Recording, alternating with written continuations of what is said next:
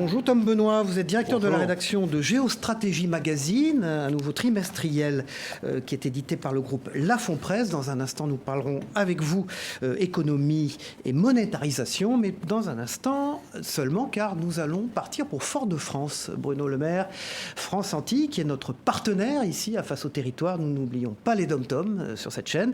Et Cyril Boutier, qui est directeur éditorial, a une question à vous poser depuis donc les Antilles, Fort-de-France. On l'écoute. Bonjour Bruno Le Maire.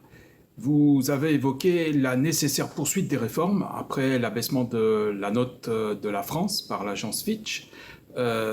Si dans ces réformes, il n'y en avait une prioritaire pour les Outre-mer, quelle serait-elle ? Nous allons en discuter au comité interministériel sur l'outre-mer qui doit avoir lieu autour de la Première ministre dans quelques semaines. Donc ce sera la seule question sur laquelle je réserve ma réponse, que je veux échanger avec les autres ministres avant de savoir ce qui vraiment est le plus urgent. Qu'est-ce qui vous apparaît, vous, urgent pour les Outre-mer, c'est la même chose, c'est les prix. Les prix sont très élevés en particulier pour nos compatriotes d'Outre-mer. Donc il faut qu'on regarde quelles sont les mesures supplémentaires qui peuvent, là aussi, améliorer la vie quotidienne, le pouvoir d'achat de nos compatriotes d'outre-mer. Donc réponse dans quelques jours. Réponse dans quelques jours. Je rebondis à ce propos par rapport à l'importance de la dégradation de la note de la France par l'agence Fitch. On a entendu plusieurs commentaires à ce propos qui nous disaient que finalement ce n'était pas si grave que cela, que la vraie note était celle de Standard & Poor's. Qu'en est-il réellement ? Non, moi je prends tous les signaux toujours au sérieux.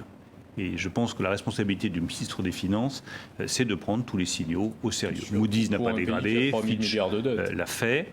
Je pense que chacun peut garder confiance et sang-froid. La France n'a aucune difficulté à émettre de la dette. Le spread avec l'Allemagne, ça a à peine bougé à la suite de la décision de Fitch. C'est la preuve que l'économie française est solide. Elle a fait une croissance positive au premier trimestre, elle crée des emplois et elle a des investissements qui se poursuivent. Mais pour autant, il faut impérativement que notre réduction accélérée de la dette, notre réduction des déficits soit crédible aux yeux des investisseurs. Ça demande beaucoup de détermination. Je pense avoir fait comprendre que je n'en manquais pas. Une croissance à zéro à la fin de l'année 2022, 0,2% au premier trimestre 2022, une forte inflation. Est-ce que nous ne sommes pas en situation de stagflation en France ? Je ne crois pas, et je pense que c'est ce que nous avons réussi à éviter. Au mois de septembre dernier, tout le monde me disait qu'il y aurait une récession. Septembre, octobre, novembre, décembre, tous les spécialistes me disaient vous allez avoir une récession, vous serez en territoire négatif, comme on dit. J'ai regardé les chiffres, je suis attentivement à la situation. J'ai toujours défendu l'idée que nous aurions une croissance positive en 23. Ce sera le cas. L'inflation, j'indiquais qu'à partir de l'été, elle devrait commencer à refluer. On a des tout petits signaux de reflux. Ils sont encore très modestes, mais quand vous regardez la moyenne de l'inflation, notamment dans la zone euro, on voit que nous commençons à maîtriser l'inflation. C'est lié essentiellement à l'augmentation des taux directeurs par la Banque centrale européenne. Oui, bien sûr, c'est la politique monétaire. C'est aussi le fait que les prix du fret baissent, que les prix de l'énergie baissent. Donc tout ça commence à avoir un impact. Donc je crois que nous pouvons garder une croissance solide en 23, nous débarrasser de l'inflation et en même temps rétablir nos finances publiques. C'est un pilotage très fin. Ce sur quoi je veux peut-être insister, c'est que quand j'entends certains qui disent qu'il faut donner un grand coup de barre d'un côté, un grand coup de barre de l'autre, non.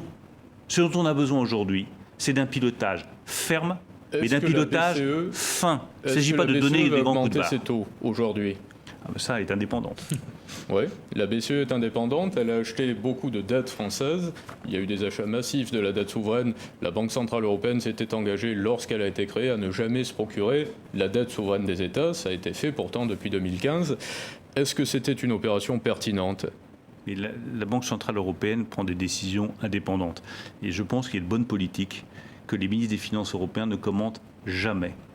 Jamais les décisions de la Banque Centrale Européenne. Sur 3 000 milliards de dettes quasiment souveraines en France, 52% sont à l'extérieur, sont détenus par des prêteurs étrangers. Qui sont ces prêteurs ? Est-ce que des audits ont été effectués à ce propos ? Est-ce qu'on connaît qui nous prête de l'argent ? C'est une bonne question. Se peuvent se poser légitimement les Français. C'est totalement transparent. Donc, vous pouvez demander à l'agence France Trésor qui sont les investisseurs. Le plus important, c'est de savoir que lorsque nous émettons de la dette, que nous cherchons des investisseurs pour la dette française, nous n'avons pas de difficulté à placer la dette. Et ça, c'est le plus important. Qui l'achète ? Ça peut être des fonds, ça peut être... Mais les Italiens détiennent 90% de leurs dettes, les Japonais Japonais également, qui ont quasiment Mais 260% d'endettement. chacun a ses choix qui peuvent être différents. On parlait tout à l'heure des taux Bien d'intérêt. sûr. Par exemple, nous avons une singularité en France à laquelle je suis profondément attaché, c'est que lorsque vous avez un prêt immobilier, il est à taux fixe. Ouais. J'étais dans les pays du Nord il n'y a pas très Aux longtemps, États-Unis, à c'est pas le cas. Stockholm, les taux sont variables. Je peux vous dire que ça crée une insécurité, une incertitude absolument considérable pour l'emprunteur. Donc il y a un modèle français sur l'émission de la dette, sur les taux d'intérêt, sur les crédits immobiliers. Je pense que ce modèle est bon et je le défends. Bruno Le Maire, depuis les années 80, le volume monétaire dans la zone euro a été multiplié par 4. L'appareil productif, lui, se serait plutôt dégradé.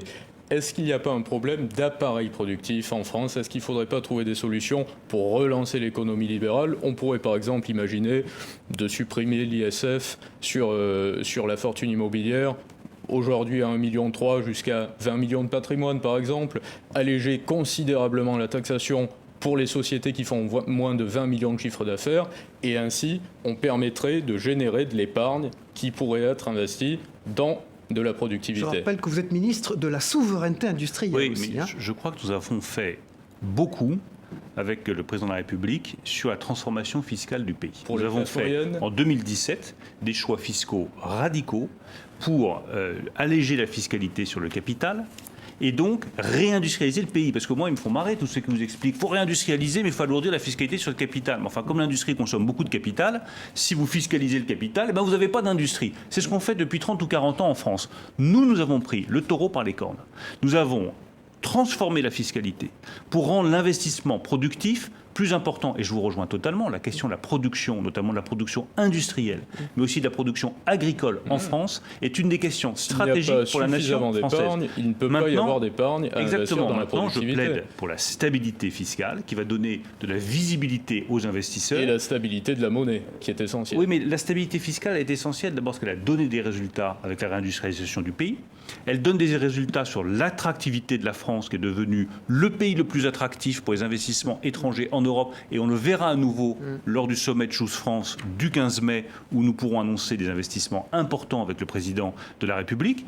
Et ensuite, si on veut accélérer le développement de la production industrielle en France, ce sera l'objet du projet de loi Industrie verte, avoir plus de production et de la production verte. La une de Géostratégie en kiosque le 10 mai prochain, Tom Benoît. Le prochain numéro, absolument, en kiosque consacré aux banques centrales face aux BRICS, des pays émergents, on pourrait dire, qui ont déjà émergé et qui commencent à bien s'organiser sur le plan monétaire également.